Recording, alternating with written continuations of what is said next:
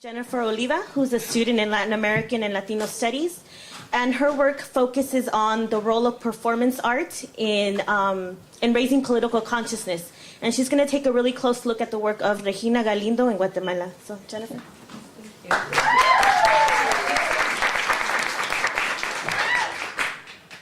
Thank you, Angelica, for the introduction. And Hector Pela's spirit, I guess, is here.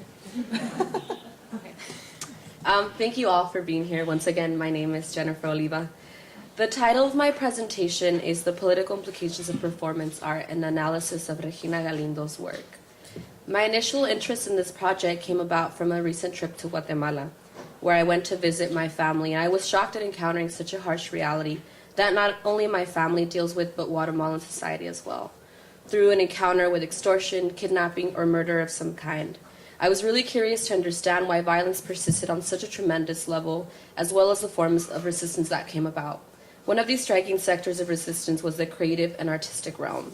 So I decided to further develop that idea and explore the work of one particular artist, Regina José Galindo.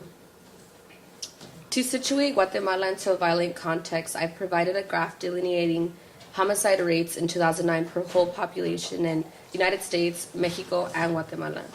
As you can all see, Mexico's rate is the highest at 19,907 homicides for a total population of over 111 million people.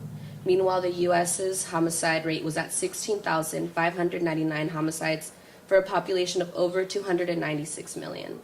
Lastly, Guatemala's rate is at 6,904 homicides for a mere population of 13 million people. However, if we translate these numbers into a more comparable scale of homicides per 100,000 inhabitants, we can see Guatemala's striking and shockingly large rate for such a small population. Guatemala's homicide rate is at an alarming 52 homicides per 100,000 inhabitants. Meanwhile, the United States homicides range at 5.6, and Mexico's rate was at 17.9 per 100,000 inhabitants. Currently, Mexico is on the U.S. Department of State's travel warning list, which deems the nation as unstable and dangerous, but Guatemala is not. In 2009, 52 individuals per 100,000 inhabitants were murdered in the small populated nation of Guatemala. The intolerable rate of violence has resulted in outcry from society, one of which is the artistic sector. Artists have been at the forefront of denouncing human rights violations through their work. They form part of a larger pool of knowledge that utilize their art to educate the local and transnational public on Guatemalan issues. One of these important artists is Regina José Galindo. She was born in Guatemala in 1974 amidst the Civil War and began her work as a performance artist and poet after the peace accords were signed in 1996. Her work is primarily based on exposing and embodying the issues of human rights in Guatemala. She's an internationally acclaimed artist whose work has been exhibited in a multitude of nations such as the United States, Argentina, Spain, the Dominican Republic, Guatemala, and many more. In 2005, she received the Golden Lion Award for Best Young Artist at the Venice Biennale.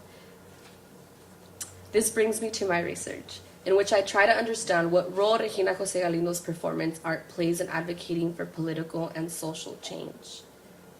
Galindo's work is directly influenced by Guatemala's brutal past and contemporary violence. Having an overall understanding of this history helps the viewer situate the importance and relevance of her art to current issues. She was born during the Civil War. The war lasted a total of 36 years, resulted in more than 200,000 deaths, the genocide of the Maya population, and an extreme violation of human rights. The National Guatemalan Forces were responsible for a total of 93% of all human rights violations committed during the Civil War.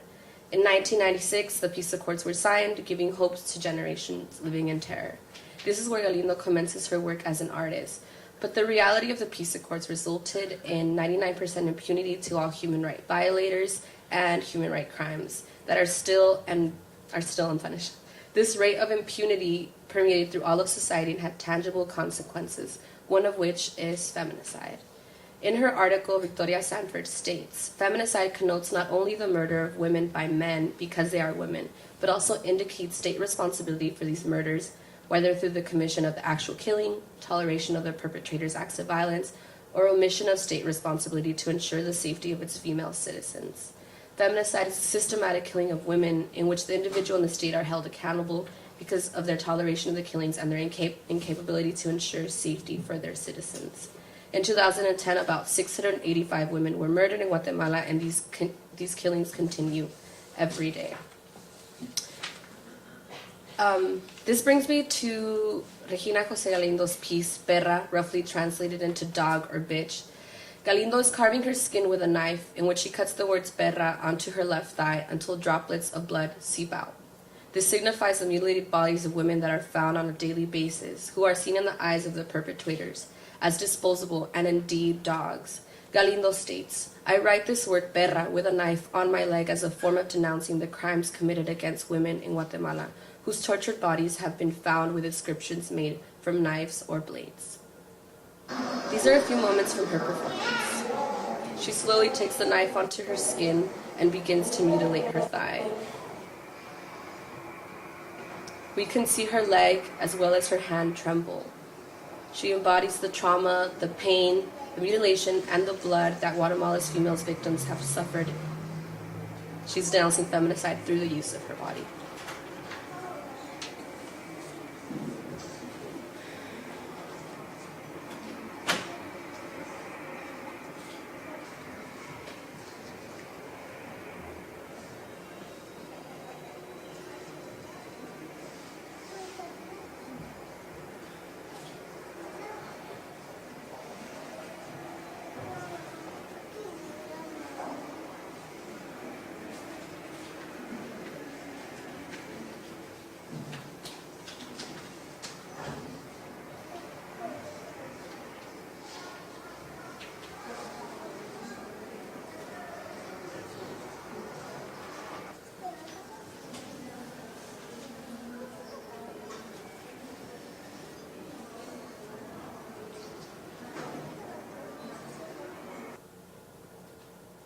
This next piece is called Quien puede borrar las huellas, translated into Who can erase the traces. Galindo fills a bowl with human blood, dips her feet into it every few steps, and makes her way towards the Guatemalan National Palace, as a way of protesting the presidential candidacy of ex-military general and head of the dictatorship and genocide, Efraín Ríos Montt.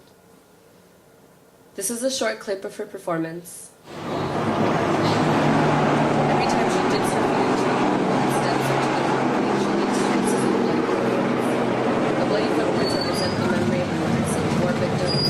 The memory of these victims followed the entrance of the Guatemalan National Palace, that at this time had allowed the culprit of so much shed blood to run their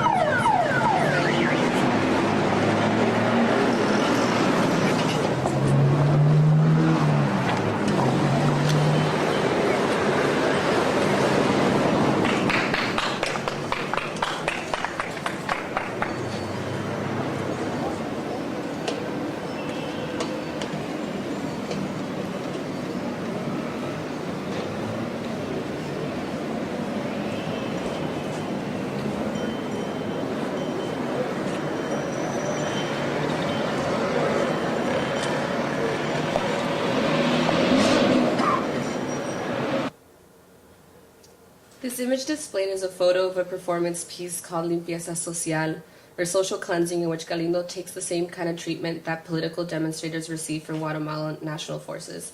They're being hosed down by a very powerful hose. The overall political significance of Regina José Galindo's work is through the use of her body.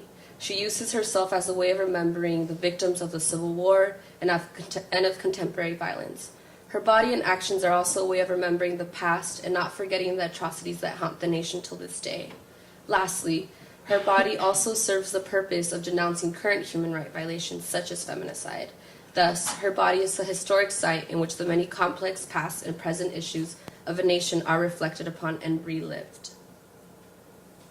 Regina's work is part of a larger advocacy and awareness campaign.